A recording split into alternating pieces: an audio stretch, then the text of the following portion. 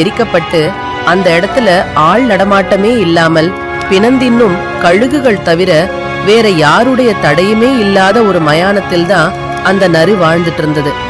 ஆச்சரியம் என்னன்னா, அந்த மயானத்தோட அமைதி அந்த நரிக்கு ரொம்பவே பிடிச்சிருந்தது. இப்படி அந்த நரி வாழ்ந்துட்டு இருந்தத அந்த காட்டுல இருக்கக்கூடிய மற்ற விலங்குகள் எல்லாமே பார்த்துச்சு. என்னடா இது, நரினால தந்திரமும் சூழ்ச்சியும் பண்ணி வாழும் இப்படி ஒரு நரியா, அது ஏன் இப்படி சாதுவா இருக்கு அப்படின்னு அங்க இருக்கிற நிறைய விலங்குகள் பார்த்து வியக்க ஆரம்பிச்சது. இந்த விஷயம் அந்த காட்டுல இருக்கக்கூடிய ஒரு புலிக்கு தெரிய வந்தது. பொதுவாவே காட்டுக்கு அரசன்னா சிங்கம்தானே இருக்கும். ஆனா அந்த காட்டுல அரசனா இருந்தது ஒரு புலிதான். அந்த புலி எப்படி வாழ்ந்தது தெரியுமா? அந்த புலிக்கு ஒரு தாய் புலி ஒன்று இருந்தது. என்னதான் காட்டுக்கே அரசனா இருந்தாலும் அவங்க தாயார் என்ன சொல்றாங்களோ அதை கேட்டு ரொம்ப மரியாதையா நடக்கும். அதே மாதிரி அந்த காட்டு